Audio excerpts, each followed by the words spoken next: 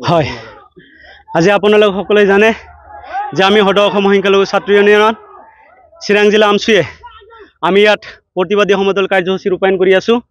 আপোনালোকে নিশ্চয় দেখিবলৈ পাইছে যে ইয়াত আমি গণতান্ত্ৰিকভাৱে ইয়াত আমি আন্দোলন কৰিবলৈ লৈছোঁ, কিন্তু অসমৰ বিজেপি চৰকাৰ তথা হিমন্ত বিশ্ব শৰ্মা ডাঙৰীয়া আৰু লগতে অসমৰ যি গৃহ বিভাগ আছে, অসমৰ পুলিচ প্ৰশাসনে আমাৰ এই আন্দোলন তেখেতসকলে যেনে আন্দোলন হিচাপে তেখেতসকলে আমাক কৰিবলৈ দিব বিচৰা নাই।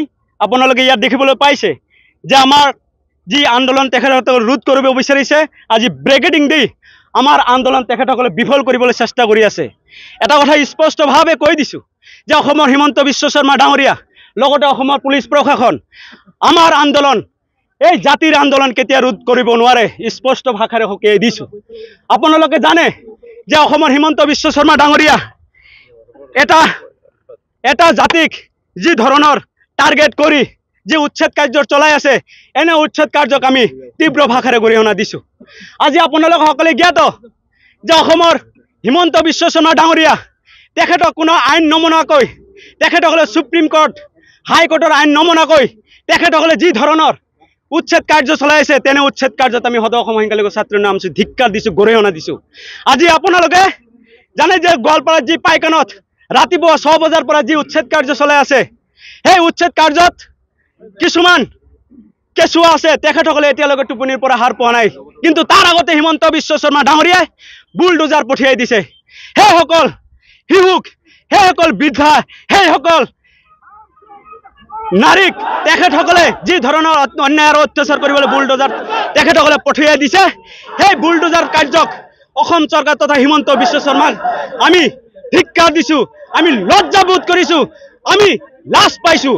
কাৰণ অসমৰ হিমন্ত বিশ্ব শৰ্মা ডাঙৰীয়া তেখেতে ডক্টৰেট ডিগ্ৰী হয়, তেখেতে শিক্ষিত এজন ব্যক্তি হয়, তেখেতে কিয় অশিক্ষিতৰ দৰে এই ধৰণৰ কাৰ্য চলাই আছে? আজি য'ত য'ত নেকি উচ্ছেদ কৰা হৈছে, য'ত য'ত নেকি মানুহৰ ঘৰ ভাঙি দিয়া হৈছে, সেই কাৰ্য সেই স্থলত তেখেতসকলে পানীৰ যোগান ধৰিবলৈ দিয়া নাই।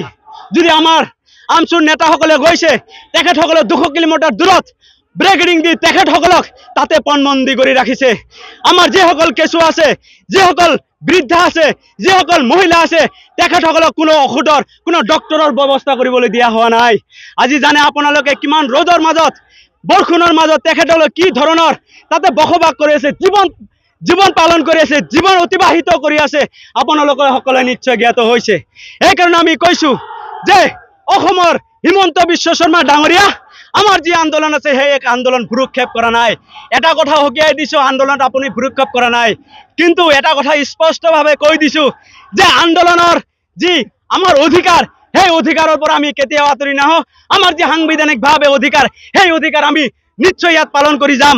আৰু যদি সেই অধিকাৰৰ পৰা যদি কোনোবাই বিৰত কৰিব বিচাৰে আৰু যদি কোনো অপ্ৰীতিকৰ সৃষ্টি হয়, তেনেহ'লে অসমৰ হিমন্ত বিশ্ব শৰ্মা ডাঙৰীয়া আৰু লগতে অসমৰ পুলিচ প্ৰশাসনে দায়ী হ'ব। আৰু এটা কথা স্পষ্টভাৱে কৈছোঁ যে আপুনি আমাৰ আন্দোলনক ভ্ৰূক্ষেপ কৰিব বিচৰা নাই, আপোনাক কোৱা নাই আপুনি ভ্ৰূক্ষেপ কৰক। যদি ভ্ৰূক্ষেপ কৰিব বিচৰা নাই, তেনেহ'লে আপুনি মিডিয়াত ডেইলি আমচুৰ কথা কি উল্লেখ কৰি থাকে, মানে ভয় লাগে? আমচুৰ কথা শুনিলে কি ভয় লাগে নেকি? আপোনালোকে নিশ্চয় জ্ঞাত হৈছে যে আমচু এটা অসমৰ ভিতৰত এটা ষ্ট্ৰং শক্তিশালী দল হয়। আপুনি ভয় খোৱাৰ কাৰণে প্ৰত্যেক দিন নিউজত আপুনি আমচুৰ কথা টেটু ফালি কৈ থাকে, আমচুৰ কথা আপুনি যাহা তাহা কৈ থাকে। হিমন্ত বিশ্ব শৰ্মা ডাঙৰীয়া কৈছোঁ যে আপুনি গৰুৰ মাংসৰ ৰাজনীতি কৰে, আপুনি কেতিয়াবা গাহৰিৰ মাংসৰ ৰাজনীতি কৰে, কেতিয়াবা আপুনি কয় যদি মছজিদত যদি কোনোবাই যদি মন্দিৰত যদি কোনোবাই গাহৰি মাংস পেলাই থৈ যায়, তেনেহ'লে মছজিদত যদি গৰুৰ মাংস পেলাই থৈ যায়, গাহৰি মাংস, তেনেহ'লে মন্দিৰতো গৰুৰ মাংস পেলাই থৈ আহিব। এইটো এটা হিমন্ত বিশ্ব শৰ্মা অসমৰ মুখ্যমন্ত্ৰীৰ ভাষণ হ'ব পাৰে নেকি? অসমৰ মুখ্যমন্ত্ৰীৰ এইটো ভাষণ হ'ব পাৰে নেকি? তেখেতসকলৰ ৰাইজৰ ৰজা হয়, তেখেতক ৰাইজৰ যি গাদী তেখেতসকলে ৰাইজে বহাইছে।